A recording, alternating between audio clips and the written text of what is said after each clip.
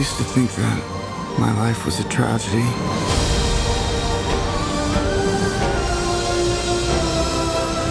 But now I realize it's a comedy.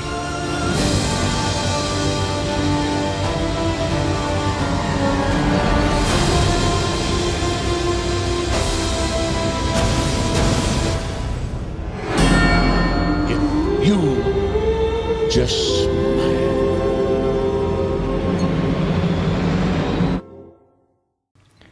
Et yo tout le monde, ici je suis tout seul aujourd'hui, nous allons parler oui je le dis, d'un chef-d'œuvre. Et oui, je le dis encore une fois, cette fois, enfin un film qui mérite les acclamations qu'ont reçues Aquaman, Wonder Man, Shazam, du meilleur film d'ici depuis The Dark Knight. Et non, en fait non, du meilleur film d'ici depuis Watchmen, parce que Watchmen est sorti après The Dark Knight, et Watchmen est du même niveau que The Dark Knight. Bon, c'est mon film de super-héros préféré, donc voilà. Du meilleur film d'ici depuis Watchmen. Et oui, aujourd'hui on parlait de Joker, réalisé par Todd Phillips. Et donc, avant de parler du film en lui-même, j'aime bien parler de la genèse du film. Comment est venu ce film, entre guillemets. Et donc, désolé pour les reflets de mon cher écran, c'est très... Malheureusement, j'aime bien apporter des lunettes, voilà, je m'en excuse, mais vous ne verrez pas tout le temps mes yeux, comme vous pouvez le voir là. Donc, comme je le dis, Joker, quand ils l'ont annoncé comme un film, à l'époque où le DCU était un peu mort, il y avait Justice League qui était sorti, il y avait Suicide Squad, le DCU, on était en mode, c'est quoi cet univers flingué? Et on nous annonce un film Joker qui n'est pas dans le DCU, donc on se dit, mais ils veulent se suicider, en fait. Ils veulent sortir, ils mettaient un pied dans la tombe, en fait. Et du coup, le film Joker, on a tous été inquiets. Et Todd Phillips, ce n'était pas un nom qui nous rassurait. Todd Phillips, c'est le gars qui a fait le reboot de Starsky Hutch. Todd Phillips, c'est le gars qui a fait la trilogie The Hangover, Very Bad Trip. Donc on se dit, qu'est-ce que ce mec va faire avec Joker? Et puis, on a des infos, un film qui se déroule dans les années 80, produit par la société de production de Martin, et oui monsieur, Martin Scorsese, et il fut un temps, ils ont même envisagé Leonardo DiCaprio dans le rôle, mais on a eu Joaquin Phoenix, et c'est pas mal. Joaquin Phoenix, il y en a beaucoup maintenant qui disent qu'il est connu grâce à Joker, mais il faut savoir que Joaquin Phoenix, c'est une icône du cinéma indépendant. Il a commencé avec Gladiator, qui n'est pas si indépendant que ça, mais ensuite il a fait plein de films iconiques, des films indépendants, Her, The Master, etc. The Walk the Line. Donc Joaquin Phoenix, c'est un grand nom du métier, c'est un grand acteur déjà confirmé, qui est un vrai acteur indépendant. Et Joaquin Phoenix, on lui avait proposé plusieurs fois le rôle de Doctor Strange dans le MCU. Mais le truc, c'est que Joaquin Phoenix n'aime pas les franchises. Lui, il joue un film, ensuite il en joue un autre, sur un autre personnage, il en rejoue un autre sur un autre personnage, qui lui fait développer son jeu d'acteur, qui lui intéresse, des personnages intéressants et différents. Il est comme ça, Joaquin Phoenix, il n'aime pas les films de franchise, c'est un anti-The Rock, si vous voulez. C'est pas un gars qui va jouer dans des franchises, et c'est pas un gars qui va tout le temps jouer la même chose. C'est vraiment l'acteur indépendant parfait, on va dire ça. Et donc le voir dans Joker, ce n'était que rassurant. Je me dis, mon Dieu, Joaquin Phoenix dans ce projet. Et puis on a eu le tournage, un peu l'histoire du film, les photos, le Joker, le design avait divisé, moi je l'aimais bien, etc. Et puis la bande-annonce qui a satisfait tout le monde, l'une des meilleures bandes-annonces, la meilleure bande-annonce de cette année peut-être, mais c'était d'une beauté indéfinissable. La deuxième était pas mal, et puis le film est sorti. Mon Dieu, Todd Phillips, qu'as-tu fait? Voilà.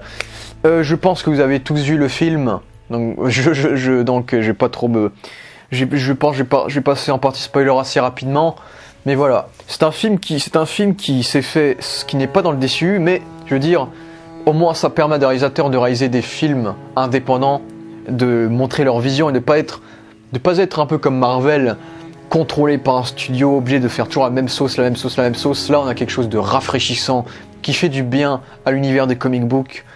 C'est cool, quoi. C'est cool. Et c'est un chef-d'œuvre, c'est un grand film, une violence poétique, c'est magnifique. Voilà. Donc maintenant, je vais spoiler ce grand film. Voilà, donc 3, 2, 1, et barrez-vous si vous faites partie des 2-3% qui n'ont pas vu cette œuvre. Go. Donc, déjà, ce que j'aime avec ce film, c'est que c'est à la fois un film assez indépendant, très différent du Joker dans les comics, mais à la fois très fidèle à certains aspects du Joker des comics, en fait.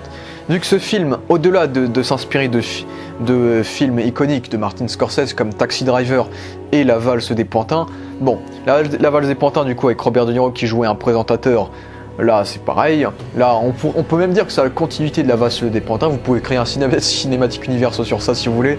Et Taxi Driver parce que c'est le même délire d'un homme fou qui veut tuer des politiciens. Donc, il y a même beaucoup de choses qui se ressemblent, comme le coup du flingue dans le film. Mais voilà, c'est pas une copie de ces deux films, c'est vraiment des inspirations. Et c'est ça qui est bien, et au-delà de ça, c'est aussi, le film est inspiré de The Killing Joke, également, du grand Alan Moore, qui a également fait Watchmen, qui a eu aussi droit à son chef-d'œuvre cette année, mais également de The Dark Knight Returns, dont une scène est très inspirée. Et donc je vais vous décrire tout ça en racontant l'histoire, où je vais discuter de la réalisation, des easter eggs, des performances, etc. etc. Donc le film est bien, bon, le début est très symbolique par rapport à la fin, bien sûr. Vu qu'on a Arthur qui est... Déjà, on nous décrit Gotham comme une ville qui pue, qui est en très mauvaise situation. Il y a Arthur qui essaye de sourire, qui se force à sourire, qui n'arrive pas. Et donc, bien sûr, parallèle à la fin, où il réussira, bien sûr. Et ensuite, on le voit en tant que comédien. Son métier est clown, en fait. Son métier est clown. Et ben, il fait ça. Tout le monde l'ignore, il le déteste. Il y a des gens qui le tabassent, qui lui volent sa pancarte. Et ce qui est drôle, c'est que tout le monde l'ignore. Il dit arrêtez-les. Tout le monde l'ignore. Tout le monde s'en fout de lui, en fait. Et toute cette course-poursuite sera refait en parallèle à la fin, encore une fois. Et ensuite, il se fait tabasser, il se prend la pancarte à la figure, et voilà. Et bon, le titre Joker qui débarque comme un film des années 80, ben, déjà, toute la police des titres dans ce film, c'est pour années 80, quoi. On a le vieux logo de Warner Bros, etc. Contrairement à Captain Marvel, on savait même pas ceux qui ne connaissent pas le MCU ne savaient même pas qu'on était dans les années 90, tellement c'était mal foutu et tellement ce film n'est pas bon. Là, dès le début, tu sais que t'es dans les années 80, quoi. Dès le logo, la police d'écriture, les voitures, les costumes, le style du film, là, toutes les années 80, quoi. Et donc, j'aime beaucoup. Ils ont parfaitement bien retranscrit cet univers. Et on découvre aussi son rire, qui est... Joaquin Phoenix doit avoir l'Oscar cette année, les gars. Mais ce rire, cette merveilleuse idée du rire qui explore toutes ses émotions, en fait. Dès qu'il est nerveux, il rit. Il y a des moments, quand il pleure, il rit. Quand il stresse, il rit. Du coup, Joaquin Phoenix qui doit dégager plusieurs émotions par le rire, c'est magnifique. C'est magnifique. En plus, ce que j'aime, c'est qu'il a un rire vraiment prononcé. Quand les gens rient, lui, quand il rit, déjà, il aime bien rire en décalé, mais il rigole absolument pas comme les autres. Lui, il est creepy as fuck. Et en plus, et donc, il est chez sa psy. Donc, on voit à tous ceux qui disent que le Joker, c'est un homme qui s'est fait maltraiter et qui est devenu méchant à cause des gens qui l'ont maltraité. Pas totalement.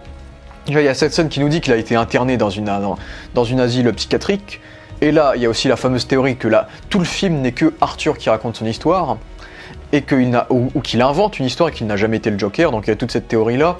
Mais aussi, ça nous montre qu'il a déjà commis des choses, il a déjà été fou, il a déjà fait des choses qui n'étaient pas bien. Donc Arthur, c'est pas quelqu'un de parfait non plus. Surtout qu'il vient voir des psys, il a l'air de s'en foutre des conseils de sa psychologue. Et puis, mais ça reste un personnage touchant parce que le gars, dans son bouquin de blagues, il écrit « Ma vie, j'espère que ma mort aura plus de sens que ma vie », mais de sense, il a écrit « sense ». Sense, c'est les centimes américains. Donc il espère que sa mort aura plus de valeur physique et morale que sa vie, quoi. Et c'est pour ça qu'il y a beaucoup de moments où il tente de se suicider dans le film. En tout cas, il laisse présager un probable suicide. Du coup, donc cette phrase sera un peu ce qui conduira à la création du Joker. Et donc on le voit marcher. Déjà il y a une démarche très creepy, un peu, il est toujours de dos, un peu bizarre. Et esthétiquement, Gotham c'est de la mocheté magnifique, quoi. Cette colorimétrie verte, jaune, bleue. En plus, ce qui est intéressant, c'est que dans la cinématographie du film, c'est que les couleurs sont de plus en plus jaunes, il me semble, quand Arthur devient le Joker au fil du film. Au début, on est plus dans du vert et du bleu, et ensuite on se rapproche du jaune. Donc la jaune, c'est un peu la couleur qui l'aide. Par exemple, dans la scène de course-poursuite, il y a des taxis jaunes qui étaient sur le point de l'écraser. Il se fait pas écraser par ces taxis jaunes. Mais quand il sera coursé, quand il sera le Joker, le taxi jaune va le chevaucher parce qu'il est devenu le Joker, il est invincible entre guillemets. Donc le jaune a une sacrée, à la symbolique du parcours d'Arthur en tant que Joker, et c'est pour ça que au fil du film, tout deviendra de plus en plus jaune. Mais là, on est dans quelque chose de très bleuté, très sombre. On a la symbole, le symbole quand il monte les escaliers, en mode il a un poids sur les épaules, il monte derrière cet immense escalier. Là, les marches des enfers un peu. Et bien sûr, on aura un parallèle après. Et donc il va chez sa mère, on découvre qu'il a une mère, et on découvre plus ou moins qu'il est maigre parce qu'il donne tout à sa mère, parce que il a une très mauvaise situation financière, et qu'il donne toute la nourriture qu'il achète, il le donne à sa mère en fait. C'est pour ça qu'il a cette corpulence très maigre, très flippante, du coup. Et voilà quoi, et donc j'aime bien la scène du muret chaud, parce que déjà ça montre vraiment le délire des années 80, et ça fait une critique des médias dans les années 80, quand on se moque de n'importe qui, entre guillemets, ce qu'il subira dans le film. Et donc il y a Arthur qui se voit dans le muret chaud avec Robert De Niro.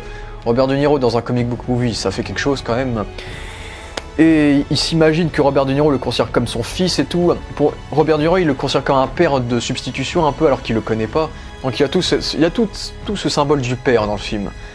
Et donc ensuite on découvre que c'était un rêve et que rien de tout ça n'était réel. Bien sûr, grâce à ça, on aura des indices sur le Zazie Beetz, on va dire. Du coup, parce qu'au final, on était tous surpris que Zazie Beetz n'était pas réel, mais au final, le film nous l'avait montré dès le début. Et on voit son lieu de travail avec son pote, il y a Gary le nain, et il y a Randall, il s'appelle Randall, qui lui donne une arme. Et donc, on a le début de la descente, de la montée aux Joker, je décrirais ça pas comme une descente aux enfers, mais à la montée des enfers en fait. Déjà quand il monte les marches, mais parce que c'est une montée aux enfers, parce qu'à la fin du film, il sera heureux dans les enfers, je vais dire. Les enfers, ce sera son paradis, donc je vais dire la montée aux enfers. Je trouve ça un peu poétique. Et donc on lui donne une arme alors qu'il n'a pas le droit d'en porter une. Et ensuite il y a son boss qui s'en fout de lui, parce qu'il dit c'est du mytho, c'est vraiment de la critique là, des superviseurs, des patrons, des gens plus riches que les autres. Quand il y a son patron qui dit si t'emmènes pas sa pancarte, t'es viré, le gars il sera ruiné, et je te crois pas, t'es un connard, on sait très bien que tu t'es pas fait tabasser, y a aucune raison. Vraiment cette critique des supérieurs qui se foutent de la gueule des gens, vraiment, et Joaquin Phoenix était excellent quand on le filme, on voit qu'il a le seum, mais il sourit lentement, c'est giga creepy, mais bordel quoi, c'était excellent aussi. Et donc il est en colère, il a la rage, on voit que c'est le gars qui a une vie de merde, et puis il va rencontrer Zazie Beetz, il y a toute la symbolique du pistolet. Bon, Zazie Beetz qui me fait penser un peu à Jane dans les comics, dans Killing Joke, vu que déjà on est dans le même délire dans Killing Joke. Dans Killing Joke, on a un comédien raté qui se foire tout le temps, et du coup ça va mener à sa vie de criminel ensuite. Et il a une femme qui s'appelle Jane qui est enceinte, et à la fin Jane va mourir d'un accident. Et on ne sait même pas si c'est vraiment un accident final. Et du coup, le fait que le Joker, que Arthur est une love interest dans ce film, me fait un peu penser à elle. Dans un peu ce côté, le seul truc qui lui permet de pas devenir complètement fou. Et au final, on verra en quoi ce personnage est capital dans la régression de la mentalité d'Arthur. Bon, ensuite il va jusqu'à l'espionner, mais tout le délire de Zazie Beetz, Sophie, voilà, elle s'appelle Sophie, qui vient le voir, qui rigole à ses blagues, on dit mais c'est trop bizarre, et donc on aura la surprise après. Ouais, ce que tu dis, c'est bizarre déjà d'avoir une relation avec ce mec, déjà, voilà. Et puis ensuite, j'aime bien la séquence où il danse, il fait le clown auprès des enfants malades, donc on voit qu'Arthur a une certaine affection pour les gens malades qui sont pas bien. Les enfants malades, ou le nain Gary, quand il dira dans le film qu'il était son seul ami, les gens mal formés, les gens qui sont spéciaux comme lui, qui sont un peu rejetés par la société en fait. Donc j'ai bien aimé cette scène-là, et donc il y a le flingue qui tombe de sa poche, il se fait virer, il a la rage. Et puis la fameuse scène du train où t'as des porcs, on sait pas s'ils sont riches, mais ils bossaient pour Wayne Enterprise, du coup pour Thomas Wayne. On a les Secum qui essayent de draguer une meuf, et Arthur ça le rend nerveux, il rigole. Du coup il cherche pas à comprendre pourquoi il rigole, vu que on avait la scène où il y a eu le petit enfant afro qui rigolait aux grimaces d'Arthur, et il a la mère qui lui disait faites pas rire à mon fils, en mode personne ne l'aime, il y a même plus le droit de faire rire des enfants. D'ailleurs, ce que je trouve intéressant, c'est que tout l'entourage de Gotham, du côté des pauvres, des habitants normaux, il y en a beaucoup qui sont afro-américains. Et c'est pas du racisme, parce qu'on est nous sommes dans les années 80, et donc les Afro-Américains étaient beaucoup moins présents que maintenant, et donc voir Zazie Beetz, voir cette mère avec son fils, sa psychologue, et aussi il y a aussi l'acteur Brian Tyree Henry qui joue le secrétaire d'Arkham. Donc il y a aussi cette subtilité du fait que beaucoup de gens qui sont autour d'Arthur sont des Afro-Américains du coup. Donc ce qui montre un peu le niveau de la société des années 80 et de Gotham qui rabaisse tout le monde. Donc c'était intéressant, mais du coup ces gosses de riches qui sont blancs, du coup ils sont tous blancs, qui le tabassent, qui se foutent, Arthur il a pas le temps de montrer son étiquette pour dire que son rire n'est pas un vrai rire, avec le gars qui chante Where is the Clone, qui était dans la bande-annonce, qui était une très bonne chanson, dans la bande-annonce. Et donc il y a Arthur qui, là t'es content parce qu'il se fait encore tabasser, il se fait démonter les côtes et tout, donc t'es vraiment en mode vas-y Arthur démonte-les, et là il les bute, il les tire dessus, en vrai c'est la satisfaction parce que tu comprends le personnage.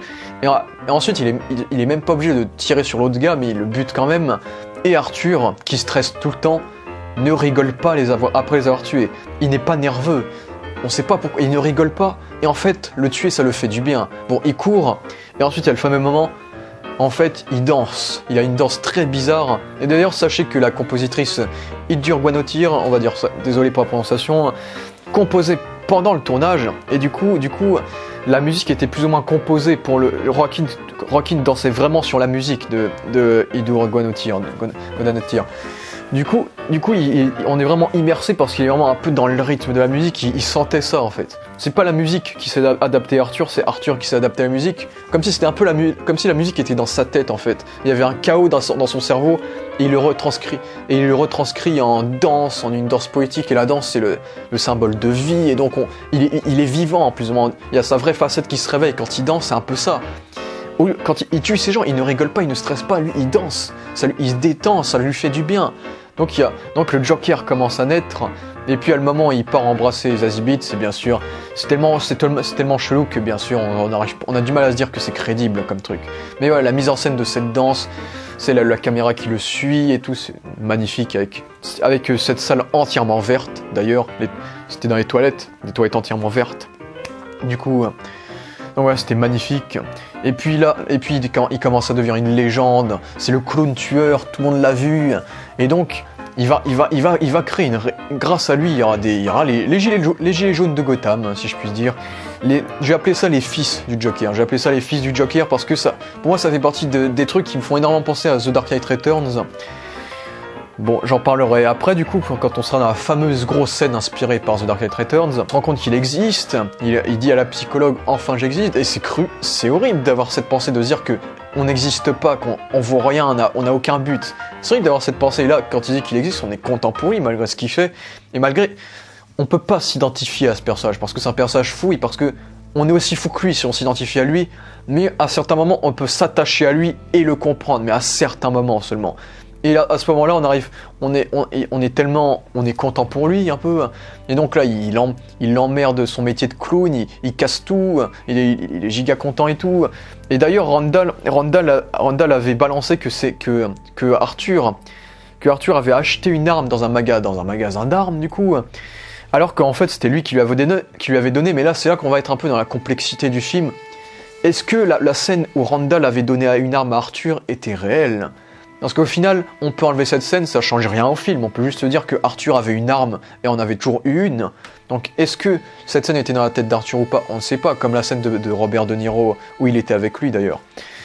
Donc ouais, il est content. Il se présente aussi dans le show Pogo et on découvre quand même que c'est un peu un bâtard parce qu'en fait, il vole les blagues des autres. Déjà, ce qui est drôle, c'est qu'il rigole toujours en décalé des autres. Donc là où les gens rigolent sur des trucs qui font rire, lui il rigole sur des trucs qui font beaucoup moins rire. Il vole les blagues des autres. En fait, c'est même pas un vrai comédien. C'est un plagieur. Il a pas d'imagination en fait. Il copie les blagues. Donc au final, c'est quand même, il est pas à 100% clean. Arthur, il est bizarre. On peut pas s'identifier à lui. Et ça qui est spécial. Et d'ailleurs, le show s'appelle Pogo. Hein. Pogo the Show. Pogo quelque chose. Et Pogo, c'est pour ceux qui ont un peu une culture de serial killer, Pogo c'était un vrai serial killer un serial killer déguisé en clown qui tuait des enfants et qui violait des femmes, je crois. Et il a même été condamné à mort quand il a été arrêté, je crois. Donc voilà, donc déjà ça indique déjà la couleur pour Arthur. Et donc, ce que j'aime beaucoup avec cette scène où du coup il va au pogo show, il écrit, et avec ses blagues, bon déjà il rigole tout le temps parce qu'il stresse beaucoup, donc on est triste pour lui parce qu'il n'arrive pas à se confirmer, son rire il n'arrive pas, c'est une faiblesse, et en plus bon, au-delà du fait que son rire est magnifiquement interprété, on sent que ça lui fait mal, il a mal à la gorge, il tousse, comme ça, on sent que ça lui fait mal, et ça aussi ça marche bien, et ensuite quand il réussit à faire ses blagues, qui ne sont pas drôles du coup, vu qu'il copie des blagues, il écrit n'importe quoi en vrai, c'est pas un bon comédien en vrai, dans ce film, il est vraiment barré en fait. Donc il faut pas se dire qu'il était clean depuis le début dans ce film, et donc on entend à la fin de cette scène, on entend des gens qui applaudissent, qui rigolent, Arthur a réussi à faire rire des gens, mais c'est dans sa tête les gars, et on voit même Zazie Beetz sourire, mais Zazie Beetz c'est une représentation de l'imagination d'Arthur, il imagine que tout le monde a kiffé son spectacle en fait. Et donc ça c'était une bonne idée de mise en scène, ces sons, sans qu'on soit sûr que les gens ont vraiment rigolé, mais on est sûr qu'ils n'ont pas rigolé. Et ensuite il y a ce moment, il regarde les affiches de lui, parce que du coup, comme il avait couru pour s'enfuir après avoir tué les gars de Wayne Enterprise, du coup les gens connaissent plus ou moins son maquillage, son visage, et du coup ils essayent de le copier dans des dessins, et donc ils voient un dessin de lui, ils s'admirent, il y a Zazie Beetz, Sophie qui disent ce type c'est un héros, et il y a une voiture, on voit un gars avec il y a un fils de Joker qu'on voit dans une voiture de police, et Arthur est content de voir qu'il existe, de voir que ce qu'il a fait a créé un groupe, un mouvement. Et d'ailleurs, si vous êtes attentif, c'est peut-être celle qui a été arrêtée par la police, c'est peut-être la femme qui était dans le métro, qui s'était fait harceler verbalement par les trois gars de Wayne Enterprise. Donc au final, c'est bien foutu quoi, la subtilité de la chose. Et il y a aussi le moment où il est avec sa mère et il entend l'interview de Thomas Wayne qui dit que les Gotham sont des clowns. Donc au final, il y a tout ce symbole que tout le monde, aux yeux des riches, tous les gens normaux sont des clowns, et donc le symbole du clown est très important et très bien amené dans ce film. Et aussi le fait que Thomas Wayne dit que des gens cachés derrière des masques, c'est des minables, c'est des lâches. Il doit pas être très fier de son fils quand il sera Batman, voilà. Donc voilà, donc il y avait cette scène très intéressante, et aussi le fait que la mère d'Arthur, Penny Fleck, qui est aussi un peu folle dans sa tête, elle est pas très bien je trouve dans sa tête, bah ça se voit qu'elle est un peu bizarre également, et donc elle est persuadée que Arthur est le fils de Thomas Wayne, elle écrit des lettres, elle est un peu folle, elle parle tout le temps de Thomas Wayne, elle l'idolâtre, elle se dit Thomas Wayne va la sauver si jamais elle sait qu'elle est dans une situation aussi dégueulasse, etc. Donc au final, quand Arthur découvre les lettres qu'elle écrit, ben, il est en rage et il va donc aller voir encore une scène que j'ai vraiment kiffé, la scène avec Bruce Wayne. Déjà, Bruce Wayne qui est sur la tige de pompier là, qui descend de la tige, hein, comme le Batman des années 60, ça c'était bien drôle. Mais vraiment c'était la confrontation Arthur et Bruce Wayne, j'ai vraiment kiffé ça. Quand les deux sont séparés par les barrières du manoir, il y a le fils accepté, le fils refusé un peu, les deux facettes d'une même pièce séparées par une barrière, peut-être la barrière de la justice, tiens. Et donc il y a Arthur qui essaie de faire rire Bruce, mais Bruce rigole pas parce que c'est Batman. Batman ne rigole pas aux blagues du Joker. Mais j'ai vraiment aimé cette confrontation, et quand il essaie de le faire sourire, c'est comme lui quand il essaye de se faire sourire lui-même au début du film. Et donc les deux, et c'est la première scène de Bruce Wayne, comme là c'était la première scène d'Arthur, leurs premières scènes sont les mêmes, et leurs dernières scènes sont plus ou moins les mêmes en fait. On en reparlera après. Et donc j'ai beaucoup aimé cette scène avec Alfred qui débarque. Bon, Alfred, il se ressemble pas trop à Alfred, mais bon. Alfred qui dit « Ah, Penny, je vois c'est qui, ouais. » Et donc on peut se dire Alfred est au courant de quelque chose. Peut-être que Thomas a vraiment une relation avec Penny, peut-être qu'il est vraiment son fils. Et ensuite Arthur revient et voit que sa mère a fait un AVC, je crois. Et donc il y a les flics qui l'interrogent, les flics qui se ressemblent un peu à Gordon et Bullock, justement, parce qu'il y a un qui est un peu plus en surpoids et l'autre qui se ressemble un peu à Gordon. On dirait un peu les Gordon et Bullock, pourquoi pas Gordon et Bullock débutants. Même si l'un des flics s'appelle Burke, et il y a bien un flic qui s'appelle Burke dans les comics, donc ça convient avec ça. Et donc il y a Arthur qui renie tout et qui se conne la figure. On voit vraiment que c'est vraiment un loser Arthur, il y a vraiment ce côté clown sans le vouloir. Et donc ensuite il se fait encore une fois ridiculiser quand il voit le Murray Show qui parle de lui mais qui se fout de sa gueule. Donc là c'est une vraie critique des médias qui critiquent la société d'en bas en fait. Donc vraiment tout le message des médias est très bien fait également. Et donc Arthur il a le seum et tout, et là il revoit à la télé le mouvement qu'il a créé, les fils du Joker, j'ai envie de dire, les fils du Joker qui manifestent devant le cinéma où il y a Thomas Wayne dedans, ils manifestent contre les riches. Et donc il y a Arthur qui va aller là-bas, il va réussir à rentrer, il va regarder un film de Charlie Chaplin. D'ailleurs, il y a aussi une musique de Charlie Chaplin à un moment donné qui est Smile. Donc il y a toute cette comparaison avec Charlie Chaplin, vu que les deux c'est des gens un peu excentriques qui ont des mouvements bizarres, de la danse par exemple. Donc Charlie Chaplin a influencé la conception du personnage d'Arthur d'ailleurs. Voilà, donc ce n'est pas un hasard. Et donc on voit tous ces riches qui sont en majorité un peu vieux, tous blancs, qu'on voit dans cette salle de cinéma, qui rigolent, qui se foutent de ce qui se passe derrière. Et ensuite il y a Thomas il y a la confrontation entre Arthur et Thomas. J'ai vraiment eu l'impression de voir Batman contre Joker, quoi. Quand tu lui mets le coup de poing, j'ai vraiment eu l'impression de voir le Joker contre Batman, quoi. C'est vraiment le coup de poing de Batman sur la figure du Joker qui rigole, quoi. C'était tellement ça. Mais voilà. Et donc cette scène était vraiment bien, parce qu'on se disait, putain, Thomas Wayne, qu'est-ce qu'il va faire et tout. Et à la fin, et le plan se termine avec Arthur qui se tient sur un robinet, et ensuite on le voit chez lui se tenir sur un robinet. Et si cette scène est... Bah déjà, et si la scène de Bruce Wayne était fausse ? Et si cette scène était fausse également ? Parce qu'au final, ça se trouve, il était devant ce robinet de chez lui depuis le début, en fait. Ça se trouve, tout ce qu'il a vécu était faux, vu que, en vrai, vous supprimez la scène de Bruce Wayne, vous supprimez la scène de Thomas Wayne, ça ne change rien à l'histoire. Donc ça se trouve, tout ce qu'il a vu là, c'était faux et c'était dans sa tête. C'est tout à fait possible, vu que la mise en scène nous laisse penser quand il tient le robinet. Donc c'est largement possible. Et ensuite, il y a le moment où il s'enferme dans le frigo. Ça se trouve, il est mort dans ce frigo. Il y en a, ils peuvent se le dire, en vrai. Parce que vraiment, il n'est pas accepté par son père, donc ça se trouve, il a pu mourir dans ce frigo. Et ensuite, il y a ce moment où il y a le Murray Show qui l'appelle et qui dit on veut de vous dans le spectacle, dans le show de Murray et tout. Il est content et tout. Enfin, il a un peu d'espoir. Et ensuite, il va à Arkham, l'asile. Là, c'est pas un asile encore, c'est une institution, un hôpital, on va dire, un hôpital psychiatrique, mais plus soft que l'Arkham qu'on connaît. Donc il va à Arkham, il parle avec Brian Tyree Henry qui est noir, du coup qui est aussi de la société d'en bas. Et donc il y a Arthur qui essaie de récupérer les notes de sa mère, le dossier de sa mère. Et donc là, quand il voit le dossier de sa mère, là il voit que sa mère en fait était folle en fait, elle a jamais eu de relation avec Thomas Wayne, c'est qu'elle était folle et donc Thomas Wayne l'a virée à cause de sa folie parce qu'elle était pas bien, parce qu'elle était dangereuse. Et on découvre qu'Arthur en fait était un enfant battu, adopté par Penny, donc c'était un enfant battu, adopté par Penny, donc on connaît pas son père, déjà, on connaît pas son père, on connaît même pas sa mère, du coup, s'il a été adopté par Penny. Il y a des versions, il est bien le fils de Penny, il y a des versions où il a été adopté par Penny, et que en fait son père était le mari qui battait Penny et Arthur, du coup, et donc on découvre qu'il a été enfermé dans des chauffages, qu'il avait des lésions cérébrales, et c'est pour ça qu'il est fou, en fait, parce qu'il a été battu, mais ce dossier a été écrit par le docteur Benjamin Stoner, le gars on le voit dans le flashback avec Penny jeune, le gars le docteur qui s'est occupé de Penny, et Benjamin Stoner dans les comics, c'est aussi un docteur de l'asile d'Arkham, mais c'est un super vilain, c'est un bâtard dans les comics.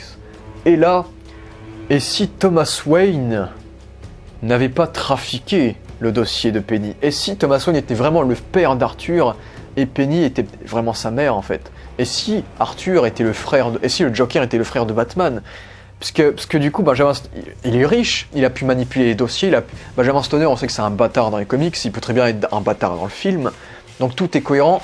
Et il y a cette fameuse séquence dans le film où Arthur lit une lettre de Thomas, de quelqu'un, et on voit écrit derrière TW Thomas Wayne.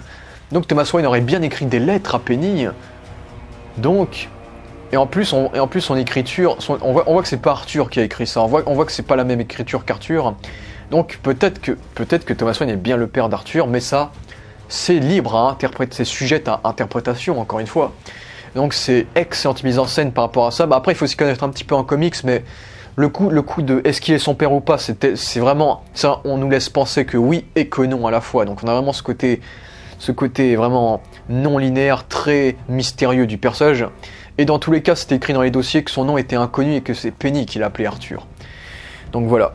Et donc j'ai adoré cette scène parce que Joaquin Phoenix était phénoménal. Le gars, il était en train de pleurer dans le film. Il pleurait, il regardait ses origines. Il pleurait, il se sentait mal.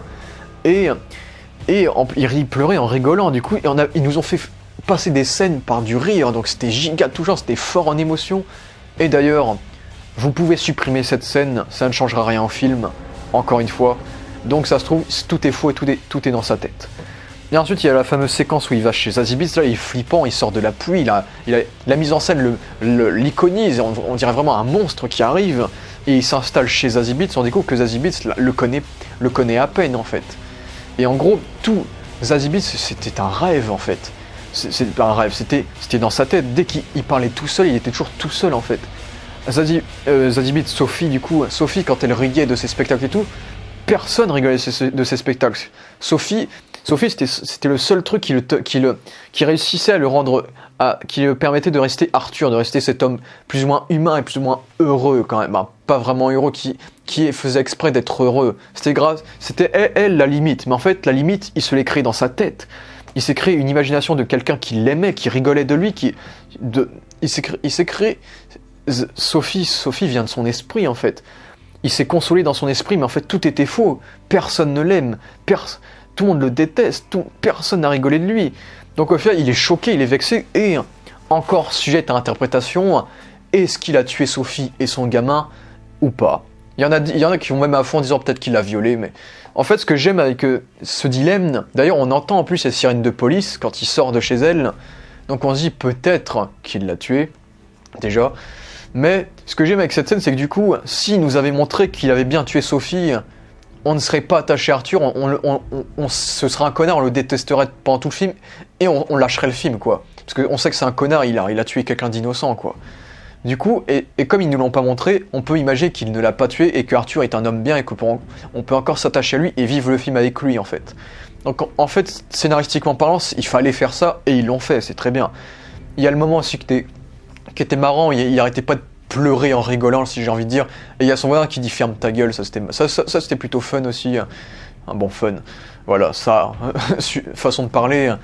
Et ensuite, il y a le moment, il commence, là, il en a marre, là. Il découvre que toute sa vie était un mensonge, il en a marre que ce soit Sophie, que ce soit ses parents, tout le monde le déteste, et donc il se dit, au muret chaud, on le voit s'entraîner, on voit qu'il prévoit de se suicider, en fait. De passer un message par la mort, et donc ça correspond à la phrase qu'il a écrite, j'espère que ma mort aura plus de sens que ma vie, du coup. Et donc, il s'entraîne pour se suicider, il copie, encore une fois, puisqu'il regarde des extraits du muret chaud d'un gars qui rentre dans le show du coup, qui est joué par Justine Theroux d'ailleurs, un acteur plutôt connu on va dire, et donc il imite ses gestes, donc encore une fois ses gestes ne sont pas propres à lui, comme ses blagues n'étaient pas propres à lui du coup, donc il imitait quelqu'un et donc on sait qu'il prévoit de se suicider, et donc il se prépare, il s'inspire de ce qu'il a créé, il s'inspire du mythe qu'il a créé en prenant un masque de Joker et en essayant de se maquiller pareil, donc il se maquille en ce qu'il est en fait. Il se maquille en ce qu'il est, il se maquille en ce que les gens lui ont donné comme image, et donc il devient l'image du peuple un peu. Et donc il se maquille en Joker, et là il y a Randall qui arrive, Randall et Gary, et là, bon déjà il est très creepy avec le maquillage tout blanc, avec sa carrure, il a l'air... Là on sent qu'il prend confiance en lui, il n'y a plus de stress, il n'y a plus rien, il est le Joker, et là, le coup de ciseau sur Randall, bon Dieu... C'était bien violent, mais parce qu'il pense que Randall l'a balancé pour le pistolet du coup. Mais ça se trouve, encore une fois, si vous supprimez la scène où Randall lui donne le flingue, ça ne change rien à l'histoire, comme je l'ai dit. Et ça se trouve, en fait, Randall avait raison, c'était bien Arthur qui avait acheté ce flingue. Donc ça se trouve qu'il a tué Randall pour rien, ça se trouve Randall n'a jamais rien fait en fait. Donc ça aussi c'est intéressant comme point de vue, ça se trouve que Arthur a tué des gens pour rien, parce que son cerveau dit le contraire, quoi. Sa mentalité dit le contraire, quoi. Et puis à ce moment, c'est déjà une scène culte où Gary n'arrive pas à ouvrir la serrure pour s'en aller, et donc il y a Arthur qui ouvre la porte quand même, et il y a Gary qui court, et j'imagine que c'est lui qui a appelé la police après. Et donc cette scène est géniale, c'est de l'humour noir un peu, et c'est aussi quelque chose d'intéressant parce que comme j'ai dit, Arthur est très attaché aux personnes de la société d'en bas, des personnes mal formées, les enfants malades, Gary qui est un nain, qui lui aussi a dû prendre cher en tant que clown, et dans les comics Killing Joke c'est pareil, dans les comics Killing Joke, il se crée un spectacle avec des gens mal formés, il a une armée de nains, il y a une femme en surpoids, il y a des gens un peu handicapés. Donc il a toujours eu ce respect pour les gens qui étaient encore plus bas que bas, quoi. Donc il a toujours eu ce respect, donc le fait que Gary soit le seul qui lui ait jamais rien fait, c'est un symbole du peu d'humanité qu'il a, et que même en tant que Joker, il l'a. En tout cas, dans les comics, il l'a plus ou moins. Vu que dans les comics, dans King Joke, il a une armée de personnes de ce genre. Et donc là, il y a une transformation. Il se maquille en Joker, il descend l'ascenseur. Au début du film, il montait dans l'ascenseur en tant qu'Arthur, qui était malheureux. Et là, il descend l'ascenseur en tant que Joker, qui sourit, qui est content, et qui danse. Et qui danse d'ailleurs sur une musique qui a fait polémique, vu que c'est une musique sur la guerre du Vietnam, donc il y a encore un message un peu caché dans le film. Et donc il danse dans les escaliers où il galérait à monter. Sa montée aux enfers est terminée, maintenant il s'amuse dans les enfers, il danse sur ces escaliers, il ne franchit plus des marches, ce n'est plus un obstacle. Ce n'est plus un obstacle, c'est son spectacle. Oh, c'est beau ce que j'ai dit. Voilà. Voilà. Et donc ensuite il y a les flics qui le poursuivent, et donc il court, et là il se fait renverser par une voiture. Et là cette fois on voit que au début du film, les voitures quand il se faisait courser, quand il coursait les gens qui avaient volé sa pancarte, les voitures n'arrivaient pas à l'écraser, comme si il y avait quelque chose qui le protégeait, hein, parce que sa naissance n'était pas confirmée encore. Et maintenant là il est le Joker. Il se fait renverser par une voiture. Il peut être en danger maintenant, mais il n'a rien subi, il n'a aucune blessure. Donc on sent le côté invincible du Joker. Et contrairement au début du film, où c'était lui qui coursait les gens qui avaient volé sa pancarte, là c'est la police qui le course lui. Maintenant c'est lui le méchant, c'est lui qui est au-dessus de tout. Hein. Et maintenant c'est lui qui peut s'amuser avec les gens. Et donc il monte dans le train où il y a tous ces gens il y a tous ces fanatiques. Et là, il cause une émeute, et donc il y a le flic qui tue un gars. Et donc les flics se font tuer, se font blesser, se font tabasser par toute l'armée du Joker, si j'ai envie de dire. Et là, t'as le Joker. Le Joker qui enlève son masque, qui rigole, qui danse, et le Joker. Et ce plan classe, quand il y a tous les flics qui courent derrière lui en slow motion, et lui, il est avec sa cigarette et tout, c'est le Joker, quoi. C'est le clown prince du crime, quoi. Cette classe. Et puis à le moment où il va au muret chaud, d'ailleurs le muret chaud, le logo du muret chaud est la même police d'écriture que le dessin animé Batman The Animated Series. Donc c'est une très belle référence, bien subtile, hein, puisque c'est une série des années 90. Bon, il y a 10 ans d'écart, c'est pas grave. Vu que le film se déroule en 81. Dans une époque où la société était très mal gérée, donc on est plein dedans dans ce film. Et donc là il est dans le muret chaud, il entend que les flics sont dans des états critiques. Et on peut se dire que c'est Gordon et Bullock, puisque soit ils meurent, soit ils vivent, donc à nous d'imaginer si les flics sont morts ou pas. Et donc il y a Murray qui vient et qui dit ok, pourquoi t'es maquillé comme ça et tout, etc. Et là il y a Arthur avec Marc Maron comme acteur. Marc Maron qui devrait jouer, il faut qu'il joue Stanley. Le gars c'est le clone de Stanley jeune, quoi, avec sa moustache. Voilà. Et donc il est en mode, vous pouvez m'appeler Joker parce que c'est le nom que vous m'avez donné quand vous vous êtes foutu de ma gueule. Donc ce nom qu'on lui avait sorti pour se foutre de sa gueule deviendra une force pour lui.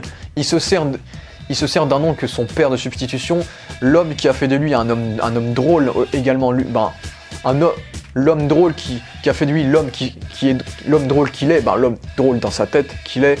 Et c'est là qu'il sort son nom de Joker du coup. Donc c'est un symbole aussi, le fait que le nom de Joker sort de la bouche de son idole en fait, de son idole qui l'a déçu. Et donc il y a cette scène que j'ai trouvée ma scène préférée du film, magnifique. Quand Arthur danse devant les rideaux, là il n'y a plus de jaune ou de vert, il y a toutes les couleurs, les rideaux multicolores qui montrent la fin de sa transformation, toutes les couleurs sont réunies, toutes les couleurs montrent une infinité l'infinité de sa folie, de son cerveau, rien n'est dans l'ordre, il est fou, c'est un méchant, et il danse, mais il danse comme s'il était un papillon qui était en éclosion, quoi. Il se recroquevillait et ensuite il s'ouvrait, un papillon en éclosion, quoi. C'était même plus un homme, c'était même pas un monstre, c'était une entité, c'était un symbole, c'était le symbole du Joker, c'est même plus un homme. C'est une idéologie, quoi. C'est le Joker des comics, c'est une idéologie. Et là, The Dark Knight Returns, quoi. Il débarque avec là, il a pas utilisé les techniques qu'il avait apprises de son entraînement. Et là, du coup, il danse à sa manière, à la manière qu'il a improvisé sa danse, du coup. Et donc là, il s'est créé lui-même. Il copie pas les gens, il copie pas Murray, il copie pas les one man show. Il est lui-même, quoi. Il est lui-même, et donc il y a le moment où il embrasse la dame, bon c'est comme dans The Dark Knight Returns où il l'embrasse aussi, et donc il est assis exactement c'est exactement la même mise en scène que dans The Dark Knight Returns, avec que Murray à droite et lui installé dans son fauteuil à gauche. Bah, comme les lives, comme les Jimmy Kimmel, etc. Jimmy Fallon aussi, d'aujourd'hui. Et donc il essaye de faire rire les gens, mais il sort des trucs, il sort genre votre fils a été écrasé par une voiture et tout, donc il sort des blagues qui sont même pas des blagues, qui sont pas drôles, il sort des trucs horribles, et il est bizarre. Et là il fait tout son discours sur la société où là c'est la mort définitive d'Arthur, vu que là il recrache toute l'humanité qu'il avait en fait. Quand il dit que tout le monde l'ignorait, qu'on vit dans une société que je déteste Thomas Wayne, etc. Et donc là, Arthur est mort, quoi. Il prend Thomas Wayne pour faute, mais là, il y a des gens qui ont compris dans ce film que le Joker est un symbole de la société. Non, parce que ça, c'est un message très dangereux. Joker, symbole de la société, c'est dangereux comme message. Parce que le Joker, c'est le Joker, quoi. C'est pas un symbole de la société. Il y a des gens, ils ont compris ça. Bah, c'est pour ça, il y a des gens en Irak, même en France, il y en a, ils se maquillent en Joker, qui font des manifestations en tant que Joker, parce qu'ils pensent que c'est un symbole de la société, mais pas du tout. Lui-même le dit, il dit qu'il a tué ces gens parce qu'il le faisait du mal, parce qu'on le traitait mal, il se foutait de sa gueule, parce qu'on se foutait de sa gueule, quoi. Du coup, il a tué ces gens pour le plaisir de les tuer, parce qu'ils sont foutus de sa gueule, ils l'ont fait mal, ils l'ont rejeté, il s'est fait battre. Il s'est fait battre par ce gars-là. Du coup, lui, il s'en fout de la société. Lui, il tue pas des riches pour défendre les pauvres.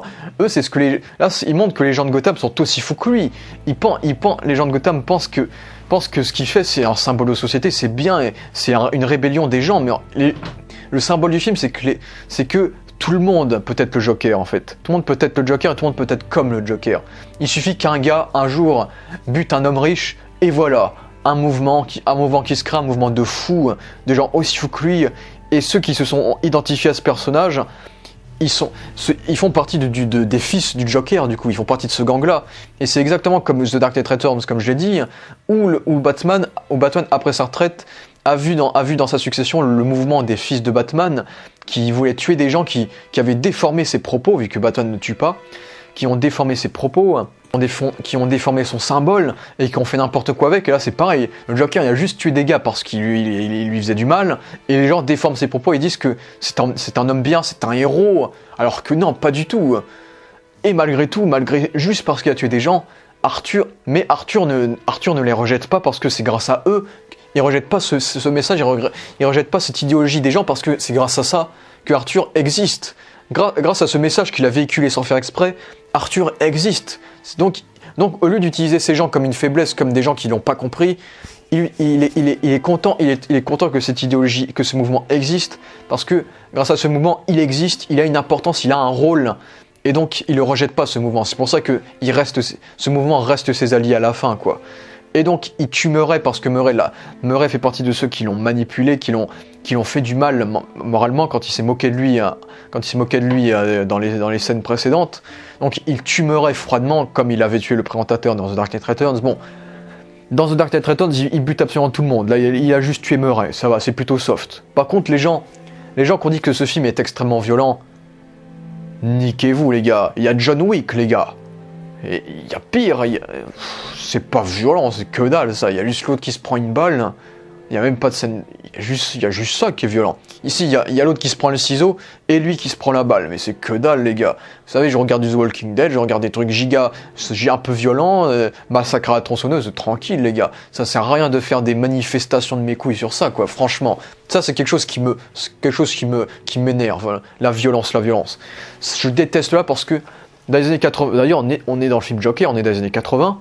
Les années 80, on était dans un monde tellement où Rocky, Terminator, c'était du PG-13, mais c'était violent, il y avait du sang parfois. Bon, pas Terminator, je crois, Rocky peut-être pas. Mais les films pour enfants avaient de la violence. On n'avait pas peur de la violence dans les années 80, et là, on est dans une époque d'aseptisation. Tout est aseptisé dans notre époque, et ça me saoule.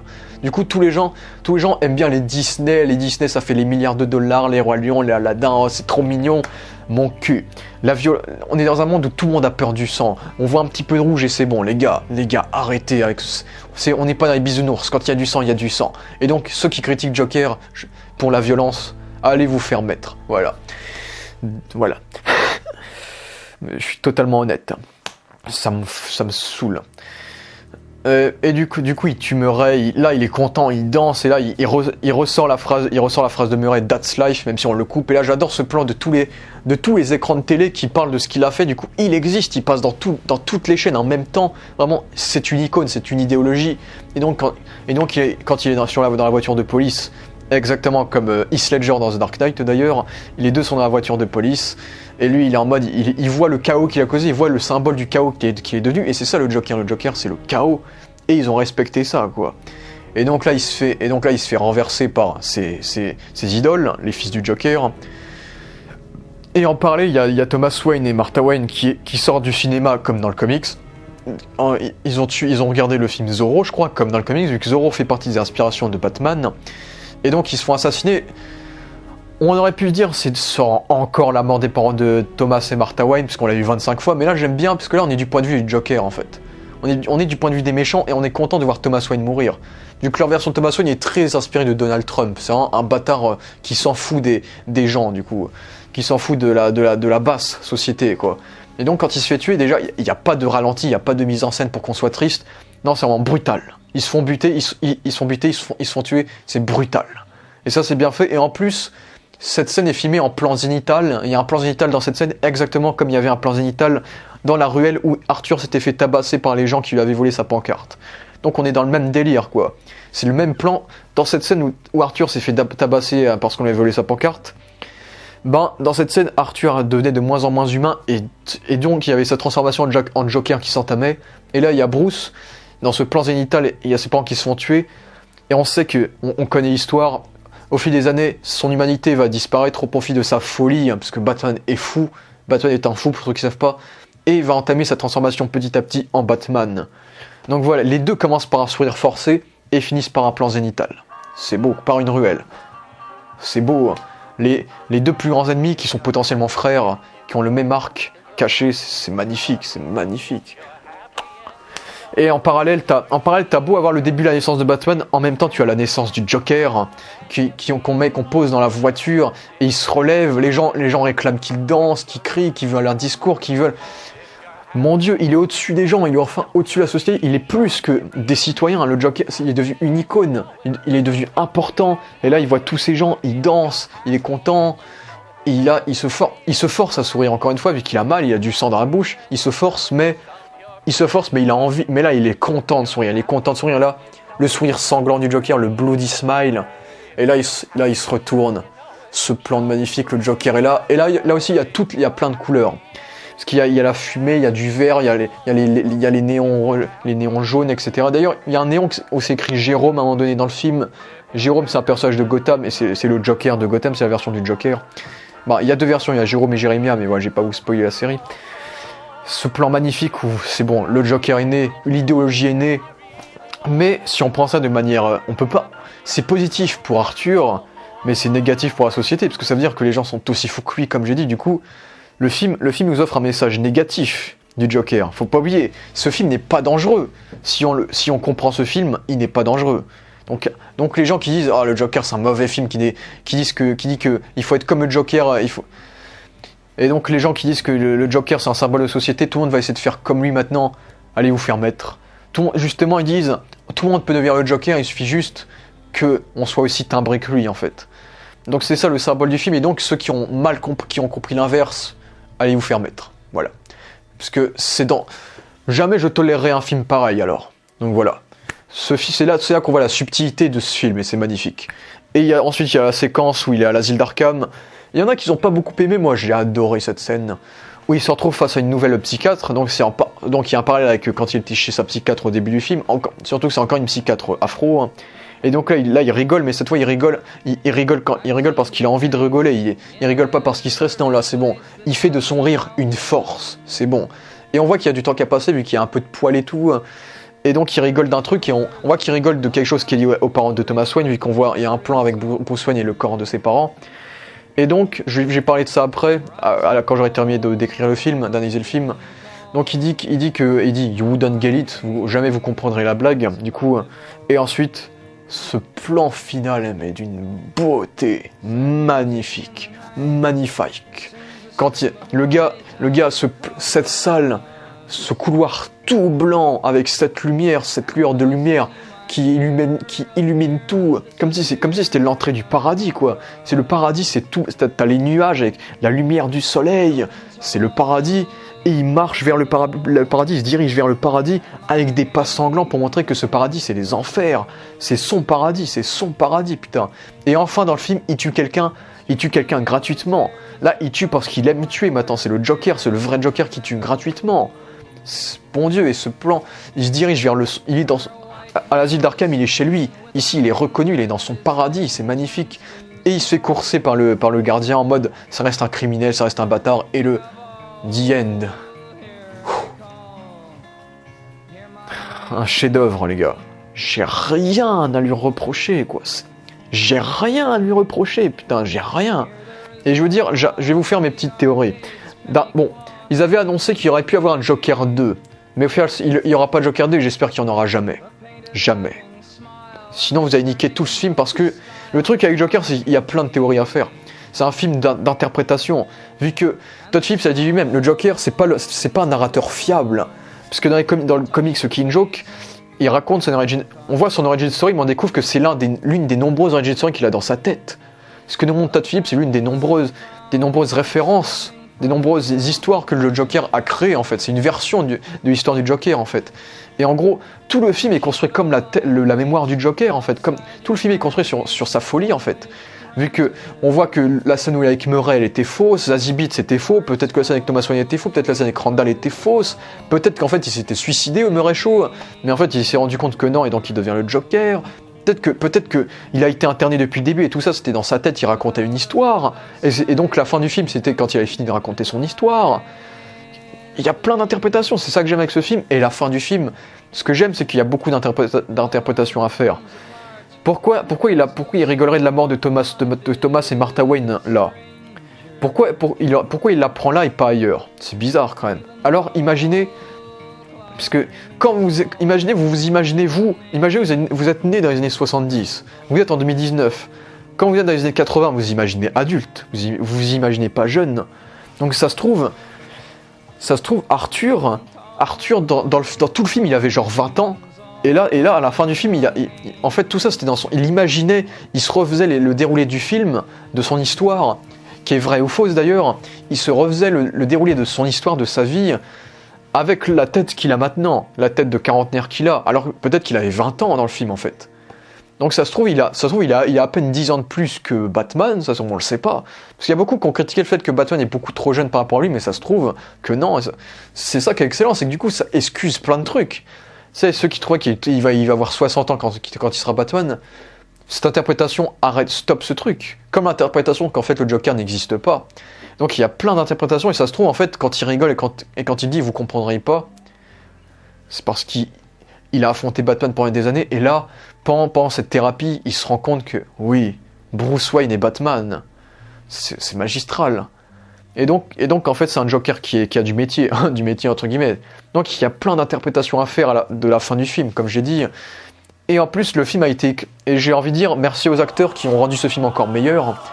Parce qu'ils ont réécrit le film pendant le tournage. Parce que l'amour que le personnage de Zazie Beetz existait vraiment dans le film, était vraiment amoureux d'Arthur. Il y avait vraiment une relation en fait. Parce qu'ils avaient écrit des dialogues, ils avaient parlé et tout. Et en fait le moment où il devient le Joker, il prend des fleurs... En fait, dans le film, il vient voir Zazie Beetz et lui dit qu'il l'aime et qu'il va aller au Murray Show, en fait. C'est ça le truc. Et à la base, dans la version initiale, il devait avoir un chat, en fait.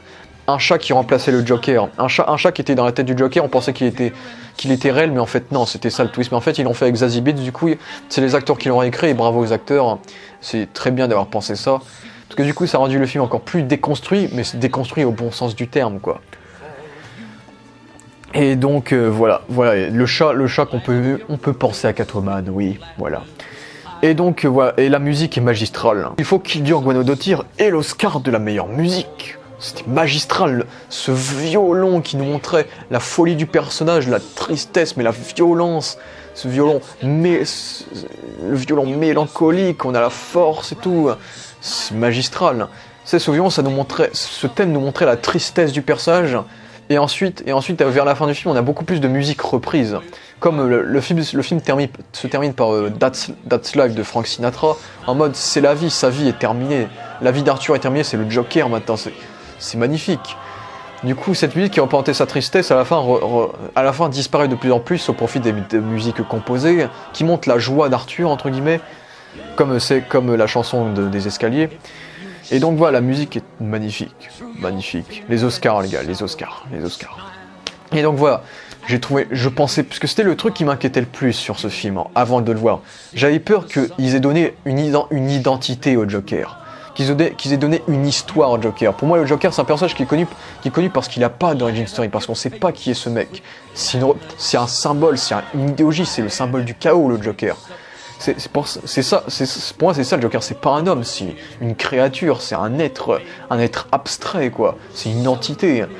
Et je trouve que ce film l'a fait magnifiquement bien en lui donnant un nom. Il s'appelle Arthur Fleck, et Fleck, j'ai oublié de parler du moment où il a tué sa mère, d'ailleurs. Il étouffe sa mère, hein, donc c'était une scène forte pour le personnage.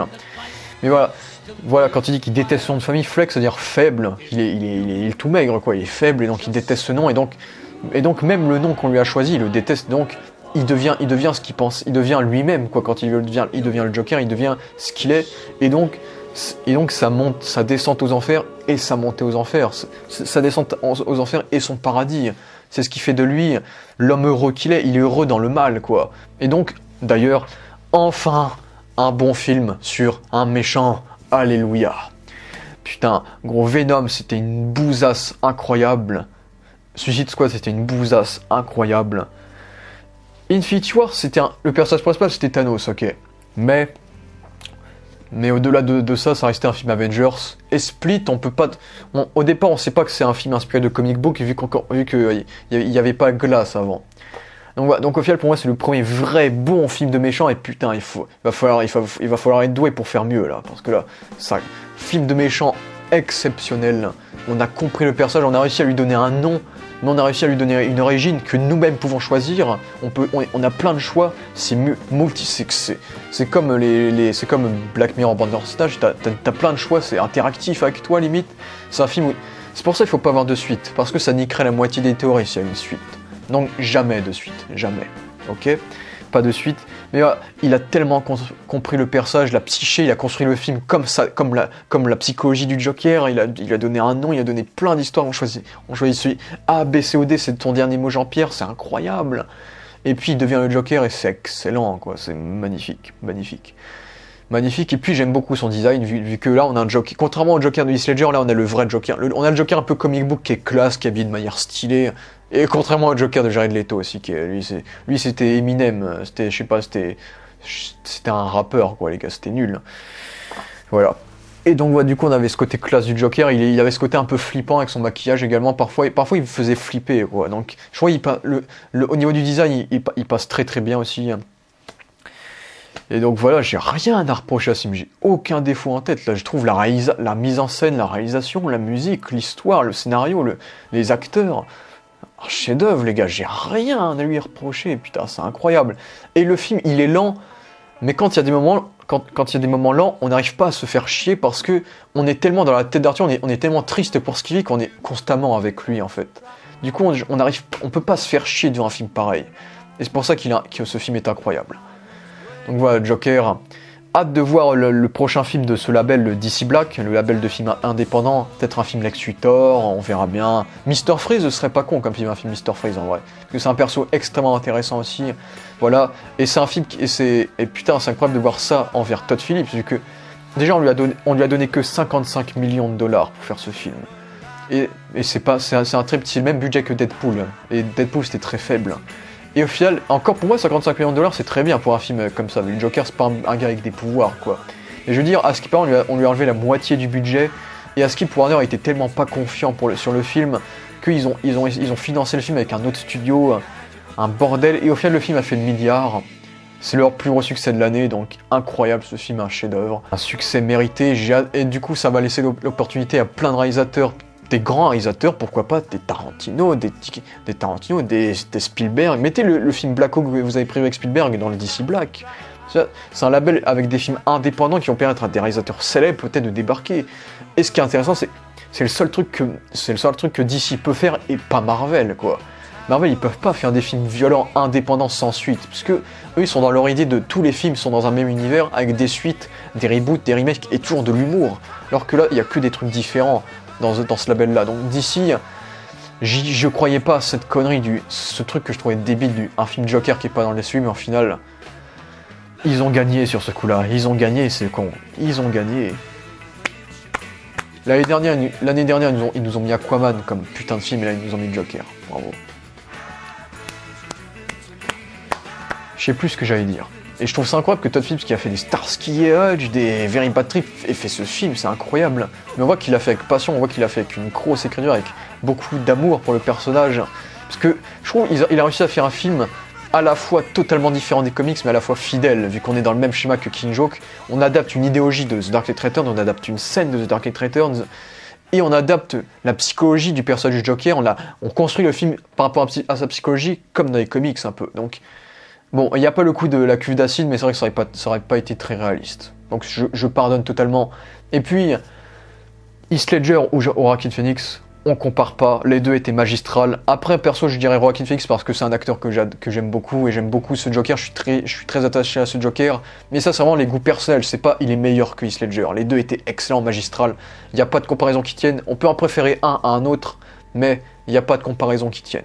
Voilà. Donc merci à tous d'avoir vu cette vidéo, j'espère que vous avez tous vu ce chef-d'œuvre, et regardez-le encore une fois. Voilà, on finit l'année des comic books avec un grand film. Merci à tous d'avoir vu cette vidéo, merci Joker, et ciao.